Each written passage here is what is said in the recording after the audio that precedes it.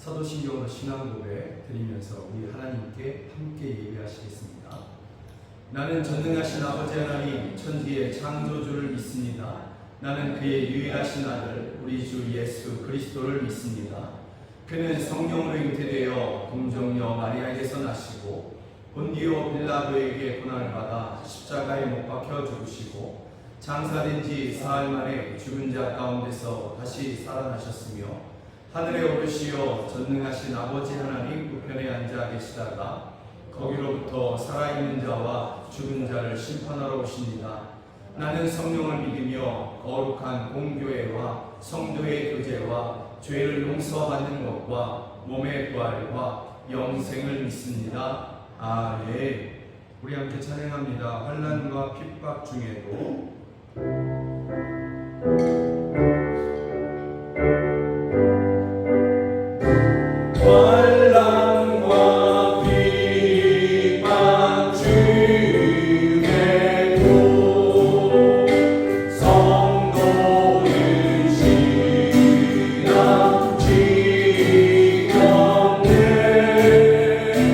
이 시간 생각 할 때에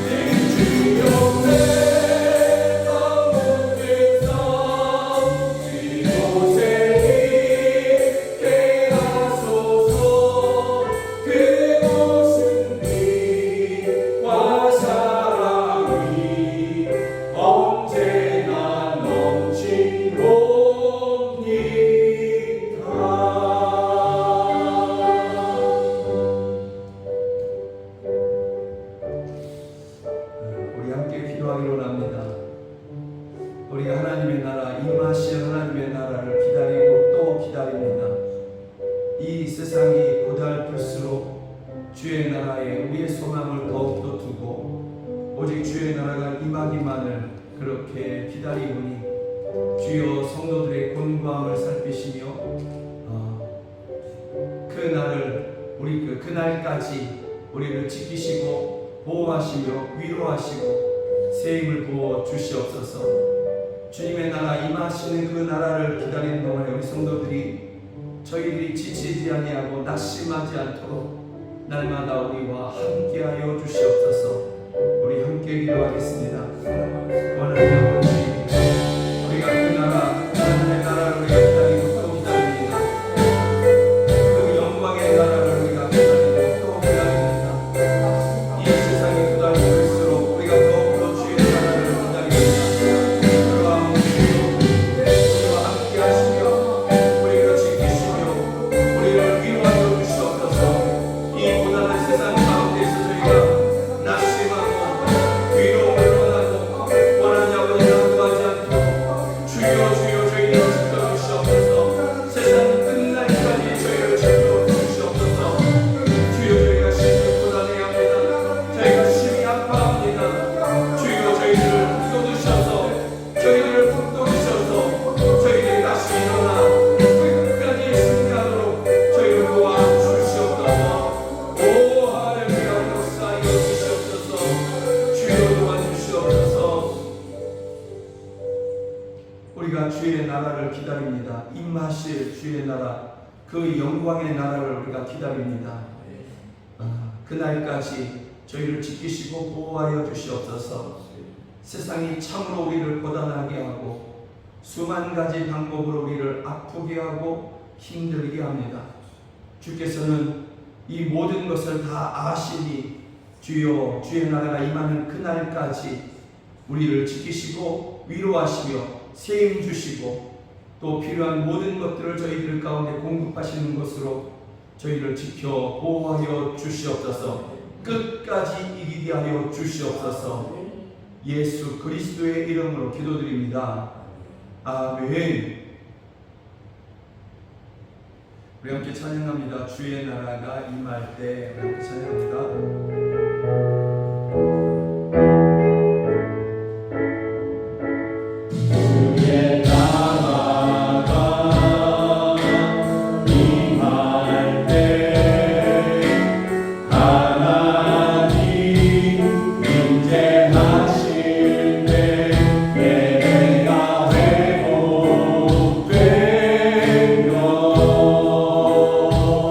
기적은 일어나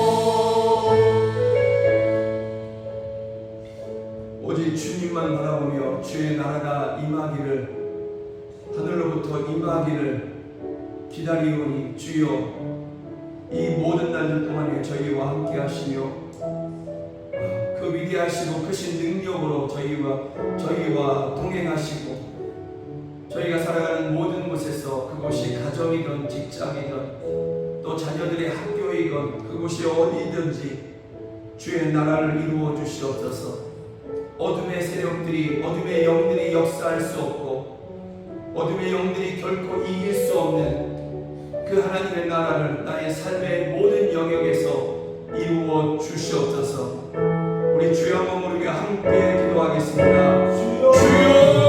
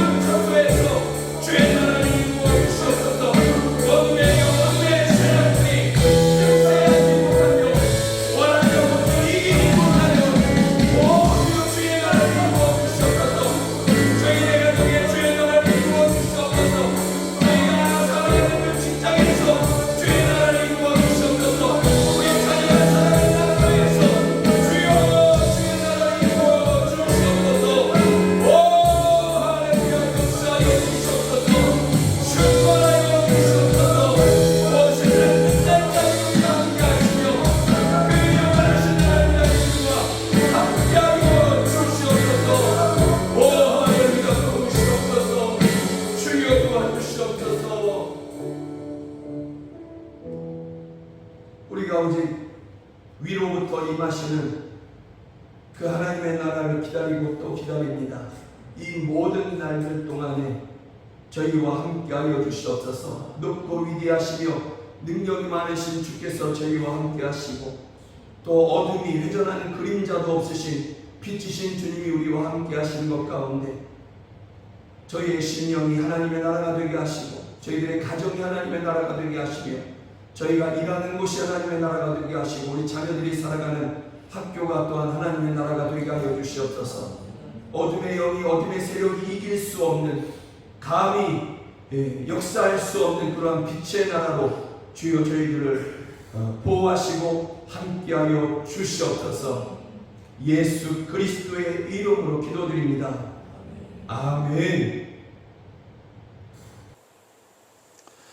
사랑하는 여러분들과 함께 보기를 원하는 하나님의 말씀은 누가복음 17장 22절에서 30절 말씀입니다. 성경이 하나님의 말씀이라는 분명한 믿음을 가지고서 저와 함께 한 절 한 절 같이 읽으시겠습니다. 또 제자들에게 이르시되 때가 이르리니 너희가 인자의 날 하루를 보고자 하되 보지 못하리라. 사람이 너희에게 말하되 보라 저기 있다 보라 여기 있다 하리라. 그러나 너희는 가지도 말고 따르지도 말라. 번개가 하늘 아래 이쪽에서 번쩍이어 하늘 아래 저쪽까지 비침같이 인자도 자기 날에 그러하리라. 그러나 그가 먼저 많은 고난을 받으며 이 세대에게 버린 바 되어야 할지니라. 노아의 때에 된 것과 같이 인자의 때에도 그러하리라. 노아가 방주에 들어가던 날까지 사람들이 먹고 마시고 장가들고 시집가더니 홍수가 나서 그들을 다 멸망시켰으며 또 롯의 때와 같으리니 사람들이 먹고 마시고 사고 팔고 심고 집을 짓더니 롯이 소돔에서 나가던 날에 하늘로부터 불과 유황이 비오듯 하여 그들을 멸망시켰느니라. 인자가 나타나는 날에도 이러하리라. 아멘. 누가복음 17장의 말씀을 가지고서 번개가 치는 것 같이 라는 제목으로 함께 말씀을 나누기를 원합니다. 예수님은 하나님의 아들 곧 하나님이 되십니다. 창조주 예수님을 향하여 세상이 어떻게 해야 되느냐? 세상은 피조물이고 예수님은 창조주 아니십니까? 그러니 그 예수님이 이 땅에 오실 때에 온 세상이 그를 영접하고 찬양해야 마땅할 것입니다. 그러나 세상이 그렇게 하지 않습니다. 그렇게 하지 않았고 앞으로도 그렇게 하지 않을 것입니다. 그러다가 마지막 날 심판의 날을 맞이할 수밖에 없는 그러한 결과가 있을 것입니다. 그런데 여러분, 세상이 피조물된 세상이 왜 창조주 예수님을 영접하지 않느냐? 이게 너무 궁금하지 않습니까? 우리에게는 예수님이 임하신다. 예수님이 우리를 찾아오신다. 우리를 만나주신다.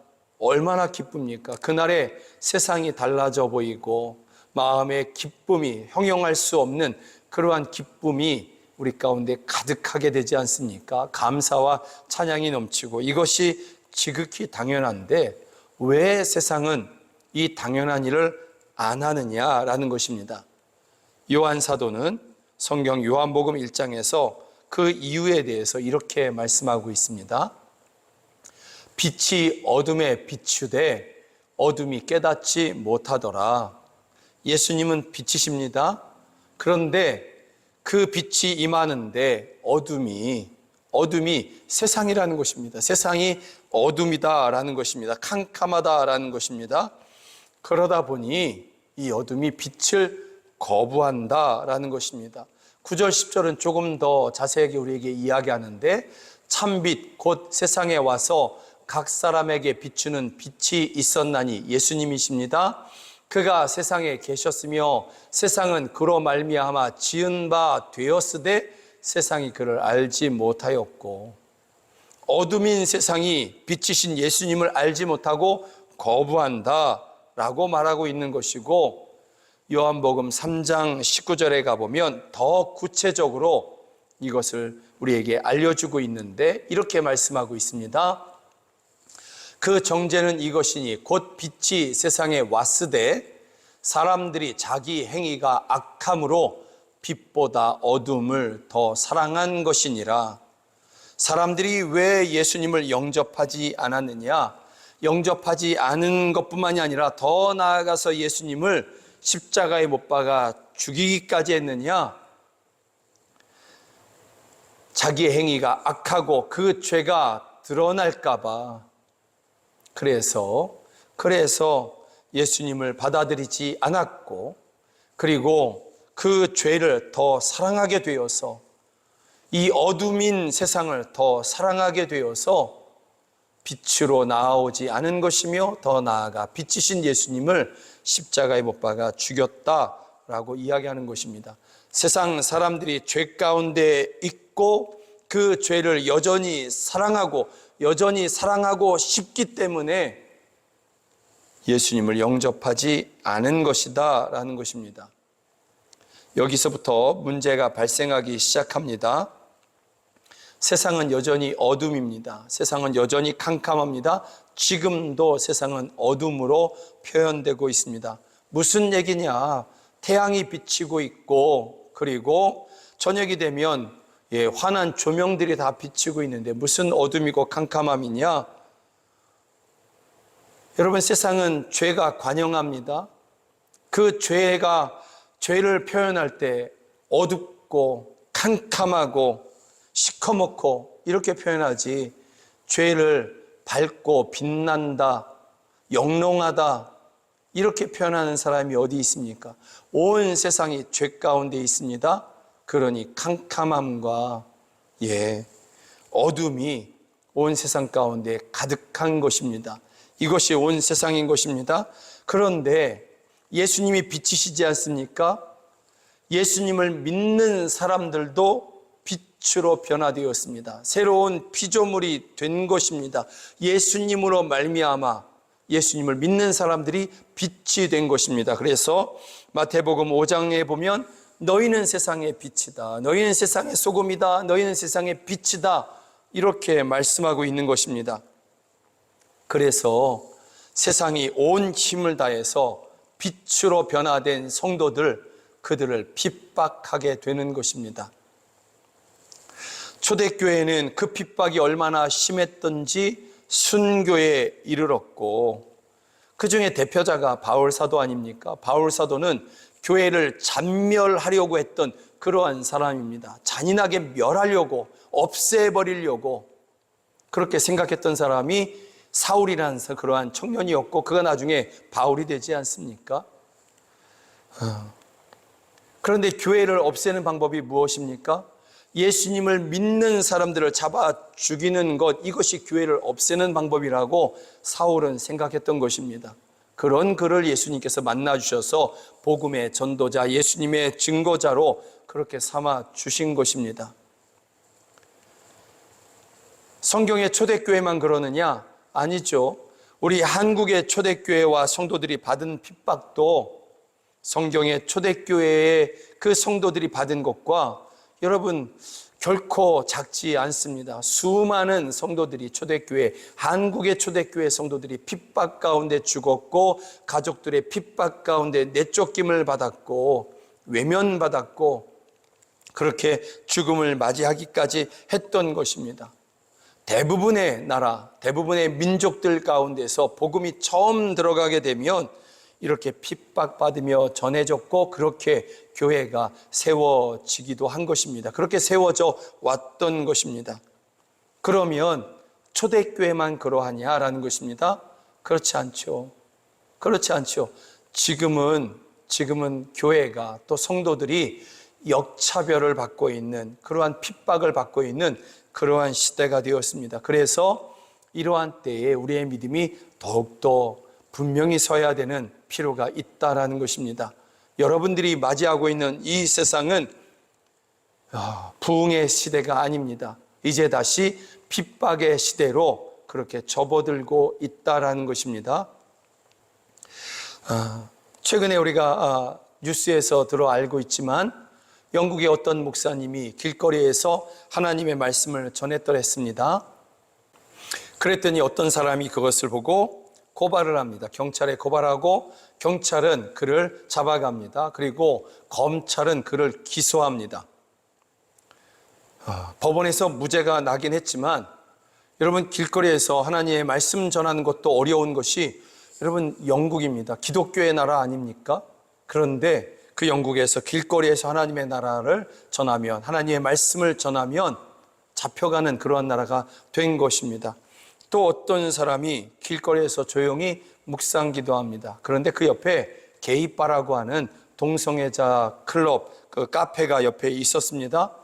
이것이 또 누군가 고발해서 그가 검찰에 의해 기소가 되고 이것은 법원에서 동성애자들을 혐오했다 하면서 그렇게 유죄 판결이 나고 벌금형을 물고 이렇게 된 것입니다. 여러분 대통령이 되면 성경에 손을 얹고 선서하는 나라가 미국입니다. 그리고 국회가 개원하는 그러한 때가 되면 그 첫 번째 날에 첫 시간에 목사들이 와서 그렇게 기도하고 시작하는 나라가 미국이었습니다. 지금도 역시 그렇게 합니다. 그런데 거기 와서 기도하는 그러한 목사가 마지막에 기도할 때 부처의 이름으로 우리는 예수 그리스도의 이름으로 기도드립니다. 아멘 하지 않습니까? 그런데 거긴 그렇게 하지 아니하고 이제는 부처의 이름으로 알라의 이름으로 또 뭐 힌두교의 뭐 시바의 이름으로 또 다른 여러 가지 종교들의 종교들이 섬기고 있는 신들의 이름으로 기도하고 마지막에 가서는 하나님 아버지와 하나님 어머니와 이러면서 그렇게 기도합니다. 이렇게 합니다. 여러분 그리고 그 기독교의 나라라고 했던 미국이 여러분 학교 선생님이 아이들을 놓고 우리 함께 기도하자 하고 기도하고 수업을 시작하면 고발되고 해고가 됩니다.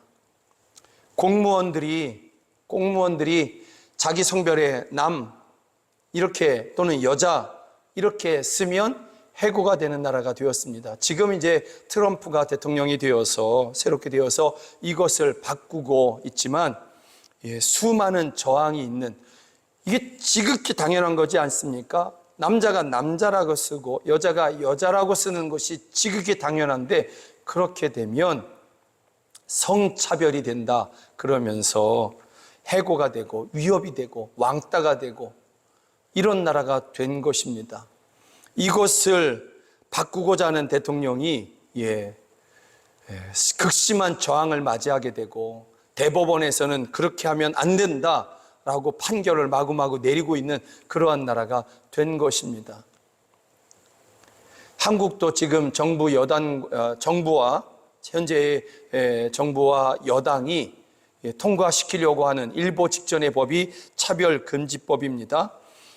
이 차별금지법이 되면 자연스럽게 영국이나 독일이나 프랑스나 미국이 걷는 이 길을 걸어가게 될 것입니다. 목사는 동성애가 죄입니다라고 이야기할 수 없게 될 것이고, 그렇게 이야기되면 바로 차별이 되어서 모든 공권력에 의해서 핍박을 받게 될 것입니다.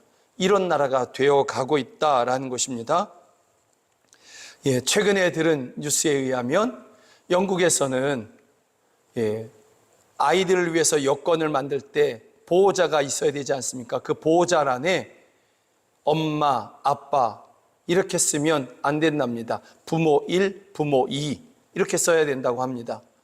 엄마가 엄마라고 이야기하지 못하는 세상, 아빠가 아빠라고 얘기하지 못하는 세상, 그런 나라가 지적인 나라고 공평한 나라고 차별이 없는 나라라고 이야기하는 것입니다. 이게 차별금지법부터 시작된 그러한 모든 나라의 모습인 것입니다.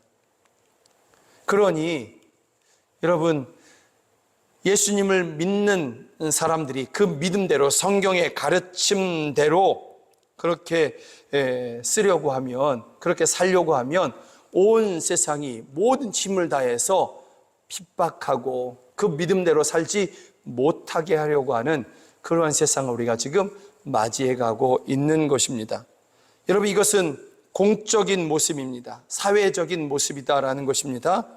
그러고 보면 말세가 분명하죠. 말세가 분명합니다. 그런데 이 공적인 모습뿐만이 아니라 성도 개개인의 어려움은 또 어떻습니까? 여러분의 삶을 책으로 쓰라고 한다면 12권 전집으로 부족하지 않겠습니까? 그 한 장 한 장마다 여러분들이 겪어왔던 어려움들, 힘들었던 것들을 채워도 300페이지, 한 권이 300페이지, 그 이상으로 12권 전집을 해도 부족하지 않겠습니까? 어떤 권사님의 간증이 이랬습니다. 우리 중에 있는 권사님의 간증이 이랬습니다. 저에게 이야기하신 것인데, 예수님이 아니었으면 진작에 끝장냈지. 예수님 때문에 지금까지 참고 살아왔습니다. 또 예수님 때문에 앞으로도 또 참고 살아갈 것입니다. 라는 그러한 뉘앙스가 있는 그러한 말씀을 저에게 해주셨습니다. 여러분들의 삶이 그랬지 않습니까? 예수님 때문에 참고, 예수님 때문에 양보하고, 예수님 때문에 손해보고, 예수님 때문에 화려함을 버리고, 세상이 좋다 하는 것을 예수님 때문에 포기하고, 부러운 마음이 일어나려고 하다가도 그러면 안 되지 하며 예수님 때문에 내 욕망들을 누르고 버리고, 예수님 때문에 핍박도 견디고, 성경을 안 듣는 것뿐만이 아니라 성경을 따르는 성도들을 힘들게 하는 이러한 세상에서 믿음을 지키는 것, 예수님 때문에 무언가를 하려고 하는 것, 여러분, 이것은 참으로 어려운 일이 분명합니다. 참으로 힘겨운 일이 분명합니다. 오죽했으면 예수님 당신을 십자가에 못 박아 죽였지 않습니까? 그런 예수님을 믿는 우리들도 세상이 이렇게 고통하려고 하는 것입니다. 고통을 주려고 하는 것입니다. 이런 일들을 겪으면서 사회적 핍박이든 시대적 핍박이든 또는 개인적 핍박이든 어려움이든지 간에 고통이든지 간에 이런 일을 겪으면서 성도들은 더욱더 하나님의 나라를 구하게 됩니다. 아우, 하나님의 나라, 그 천국은 언제 임할까? 저 천국에 빨리 가고 싶은데 하는 그러한 소망을 더욱더 가지게 됩니다. 아주 건강한 모습입니다. 당연히 그러한 모습을 갖게 됩니다. 안 믿는 사람들은 이런 일을 겪으면 무슨 말을 하냐면 이구동성이죠. 그들은 이렇게 이야기합니다. 죽지 못해 삽니다. 죽지 못해 삽니다. 이렇게 이야기합니다. 그러나 우리 예수님을 믿는 사람들은 이런 핍박을 겪고 또 겪으면서 하나님의 나라, 천국을 더욱더 소망하게 됩니다. 이 천국을 기다리고 소망하는 것 가운데 그런데 한 가지 위험에 노출될 수 있게 됩니다. 그것은 무엇이냐면 하나님의 나라가 도대체 언제 임할 것이냐라는 것입니다. 또 어디에서 임할 것이냐라는 장소적인 그러한 궁금증과 시기적인 궁금증, 이런 것들에 대해서 질문하게 됩니다. 그러다 보니 우리가 읽진 않았지만 20절에 보면 바리새인들이 하나님의 나라가 어느 때에 임하리까 이렇게 묻지 않습니까? 이건 제자들도 궁금한 것입니다. 그래서 마태복음 24장에 가보면 제자들이 예루살렘 성을 바라보면서 주님의 나라가 언제 임합니까? 어느 때에 이렇게 됩니까? 라고 제자들이 예수님께 직접 물어보기도 했던 것입니다. 또 초대교회 모든 성도들도 이러한 질문을 하게 되는 것입니다. 핍박이 너무 심했거든요. 또 우리들의 삶에도 어려움이 가득하다 보니까 주님의 나라가 도대체 언제 임합니까? 앞에 선 목사는 주님의 나라가 곧 임합니다. 마지막 때가 가깝습니다. 그런데 도대체 그때가 언제입니까? 이런 질문을 가지게 되는 것입니다.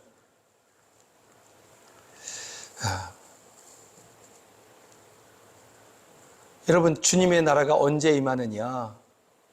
이것에 대해서 예수님께서 대답해 주시는 것이 오늘 본문 24절입니다. 그때까지 사람들이 주님이 주의 나라가, 하나님의 나라가 여기 있다 또는 저기 있다 할 것이다 라는 것입니다. 그것이 23절이지 않습니까? 사람이 너희에게 말하되 보라 저기 있다, 보라 여기 있다 하리라. 그런데 주님의 말씀은 너희는 가지도 말고 듣지도 말아라, 이렇게 말씀합니다.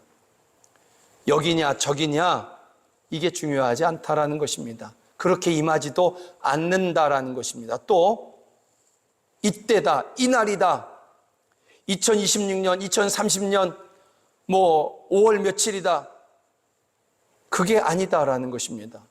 그러면서 예수님의 대답은 24절에 보니까 번개가 하늘 아래 이쪽에서 번쩍이어 하늘 아래 저쪽까지 비침같이 인자도 자기 날에 그러하리라.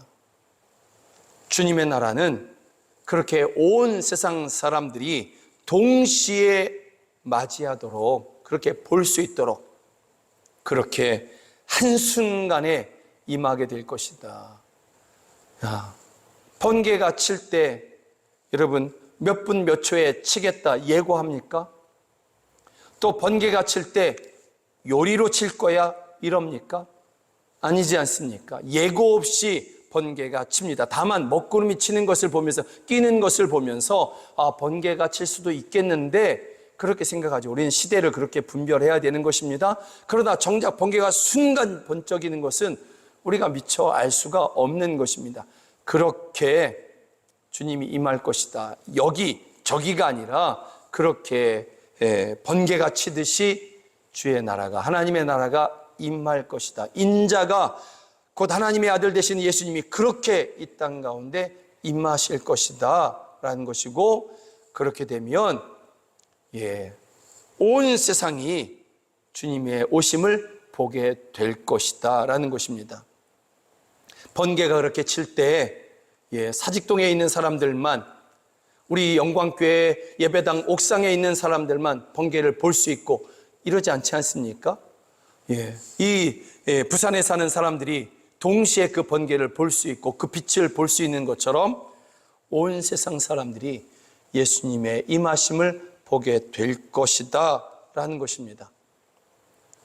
그러니 우리가 집중해야 되는 것은 어디서 임하시느냐, 언제 임하시느냐, 이것이 우리가 집중해야 될 내용은 아닌 것입니다. 다만 먹구름이 끼면 번개가 칠 수도 있다는 것을 알듯이 우리도 이 시대를 분별하는 지혜는 필요한 것입니다. 그래서 목사는 계속해서 하나님의 나라가 가깝다고, 온 세상을 보시라고 하나님의 나라가 가깝지 아니하냐고 여러분들에게 말씀을 전하고 있는 것입니다. 그러나 여러분, 이 모든 것보다 앞서는 것이 있다고 예수님은 우리에게 말씀하십니다. 그것이 25절입니다. 그러나 그가 먼저 많은 고난을 받으며 이 세대에게 버림받아야 할지니라. 무엇입니까? 예수님의 십자가인 것입니다. 예수님의 십자가가 먼저여야 된다, 이렇게 말씀하고 있습니다. 이 모든 것을 통해서 예수님께서 우리에게 말씀하고 있는 것, 우리가 이 땅에서 정말 집중해야 되는 것은 무엇이냐면, 시대를 분별하는 지혜는 가져야 되지만 그러나 우리가 더 분명하게 알아야 되는 것, 아하, 주님의 나라가 가깝다, 가까이 여겨질수록 우리가 져야 할 십자가를 더욱더 분명하게 지고 가야 하는 것이구나.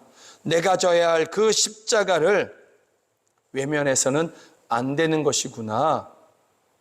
여러분, 이것을 우리가 먼저 알아야 한다라는 것입니다. 이것을 먼저 깨닫고 우리가 날마다 져야 할 그 십자가를 예수님을 위하여, 예수님 때문에, 예수님의 이름으로 지고 가야 한다라는 것입니다.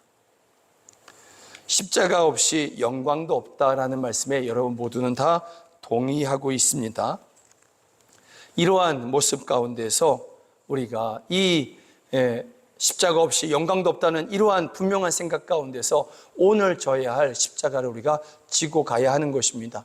이것이 주님의 나라를 준비하는, 임하실 주의 나라를 준비하는 모습이 되는 것입니다. 이것이 참 믿음이고 참 신앙인 것입니다.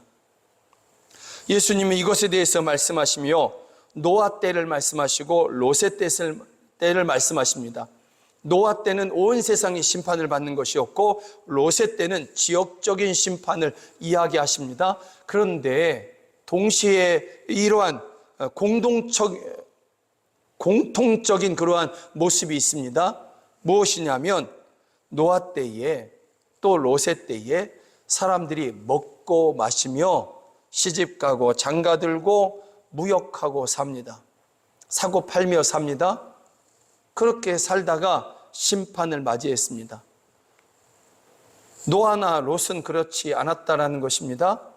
그러면 무슨 차이가 있을까? 다시 한번 생각해 보면 성경에 보면요, 창세기 5장에 보면 노아는 500세 된 후에 셈과 함과 야벳을 낳았더라 그랬습니다.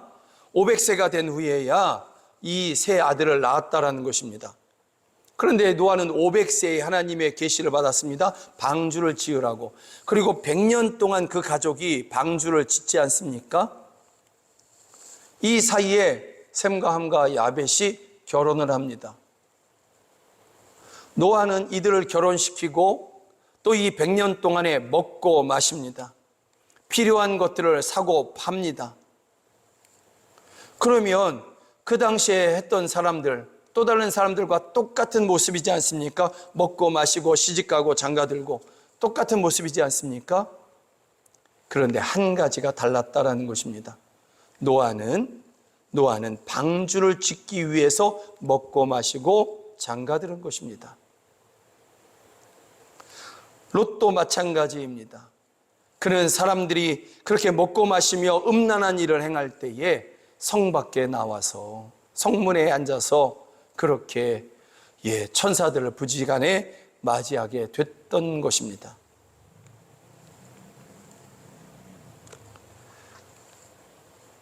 우리도 이 땅 가운데서 먹고 마십니다. 우리도 결혼을 합니다. 결혼을 했고 또 앞으로 우리 자녀들이 결혼하기를 원하고 있습니다. 그런데 이 모든 것의 목적이 분명해야 된다는 것입니다. 노아가 당시에 그의 가족들과 방주를 지을 때에 그 방주는 예수 그리스도를 의미합니다. 사람들이 어떻게 했겠습니까? 수많은 말로 노아를 조롱하고 그 가족들을 조롱하고 핍박하고 돌 안 던졌으면 다행이었겠죠. 그럼에도 불구하고 묵묵히 그 방주를 짓는 삶을 100년 가까이 하게 됩니다. 방주는 그래서 노아와 그의 가족들에게는 십자가와 같았던 것입니다. 그러나 그 십자가를 100년 동안 지고 갑니다. 예수님 때문에. 그리고 심판의 날에 구원을 받습니다. 우리도 먹고 마십니다. 우리도 결혼을 시키고 결혼을 했고 결혼을 시키고 합니다. 왜 합니까? 하나님의 나라를 위해서, 주님의 영광을 위해서, 그 십자가를 함께 지고 가기 위해서. 근본적인 질문을 합니다. 주의 나라는 임합니까? 주의 나라는 정말 임하느냐라는 것입니다. 임합니다. 반드시 임합니다. 본문에서 강조하며 반복하는 말씀이 있습니다. 그것은 바로 이것입니다. 인자도 자기 날에 그러하리라. 인자가 나타나는 날에도 이러하리라. 성경은 강조하면서 말씀하십니다. 인자가 임하는 날이 있다. 그 인자와 함께 임하는 하나님의 나라가 분명히 있다. 사랑하는 여러분들이 먹고 마심이 예수님 때문이기를 원합니다. 여러분의 참고 인내하심이 예수님 때문이기를 원합니다. 여러분들의 가정생활이, 또 여러분의 자녀의 학업과 공부하는 것과, 또 여러분의 자녀들의 또 어떤 배우자를 만나고 결혼하는 것, 이 모든 것들이, 우리의 삶의 모든 것들이 예수님 때문이기를 원합니다. 임하실 하나님의 나라를 준비하는 것이 되기를 간절히 소망합니다. 주님의 나라는 반드시 임합니다. 그리고 그 나라를 위해서 먹고 마시며 살아왔던 모든 분들은 그 영광에 참여하고 상을 받을 것입니다. 그 고난 가운데에서도 인내했던 그 모든 것에 대해서 우리 하나님이 여러분에게 상 주실 것입니다. 그리고 그 영광의 날은 멀지 않았습니다. 저는 분명히 그렇게 믿습니다. 사랑하는 여러분들도 저와 같이 그렇게 믿고 오늘 이 하루도, 이 한 주도 오직 믿음으로 져야 할 십자가를 기꺼이 지고 살아가시는, 승리하시는 여러분들 되기를 주의 이름으로 축복합니다. 아멘. 우리 함께 주의 나라가 임할 때 함께 찬양하겠습니다.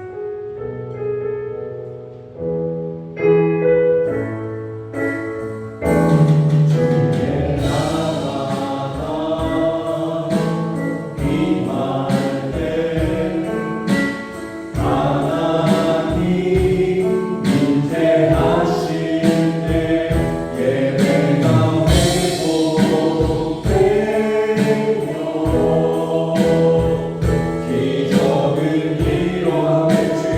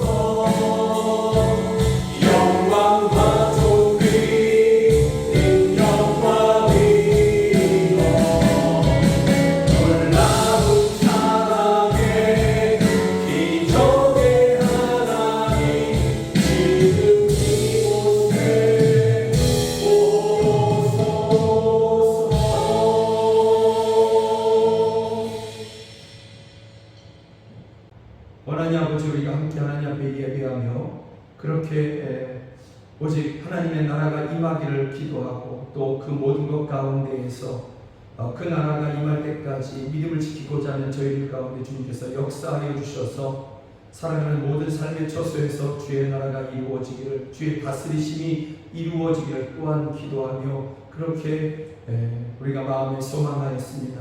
주여 이렇게 소망하는 저희들 가운데 주께서 친히 역사하여 주시고 주의 나라를 기다리는 그 모든 날들 동안에 주여 저희들이 다 승리하게 하여 주시옵소서. 이와 같은 믿음으로 예배 중에 귀한 헌금을 주님 앞에 올려드립니다. 이 헌금 주님께서 기뻐하여 주시고 헌금이 쓰이는 곳에서 생명이 살아나게 하여 주시고 가난한 성도들을 위로하게 하여 주시며 자녀를 키우는 데 돕게 하여 주시고 교회를 세우고 선교사를 파송하여 민족을 구원케 하여 주시옵소서.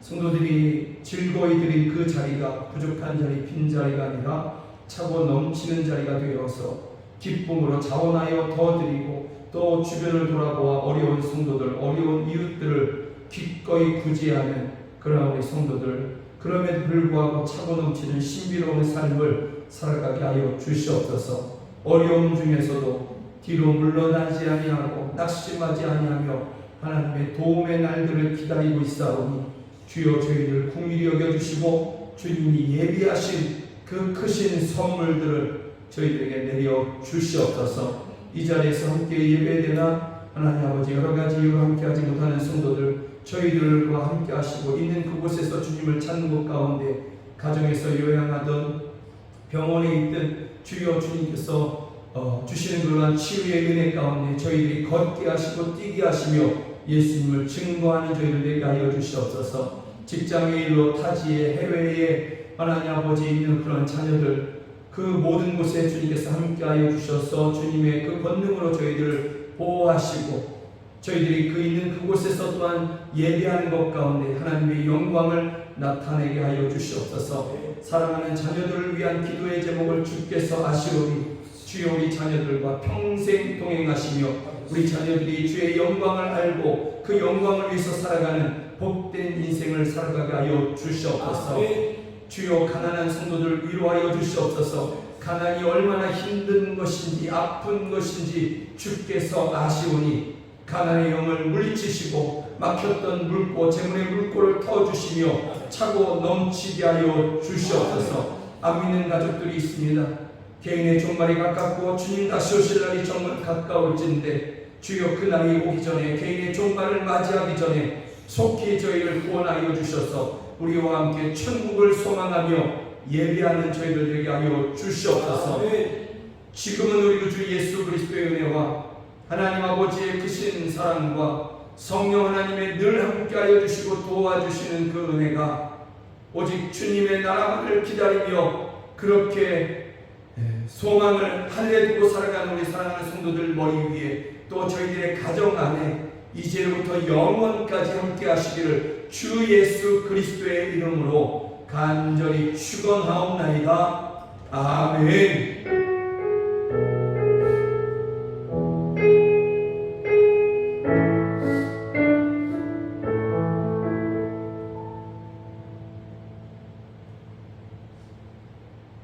함께 주의 나라를 기다리시는 여러분들을 응원하고 주의 이름으로 축복합니다.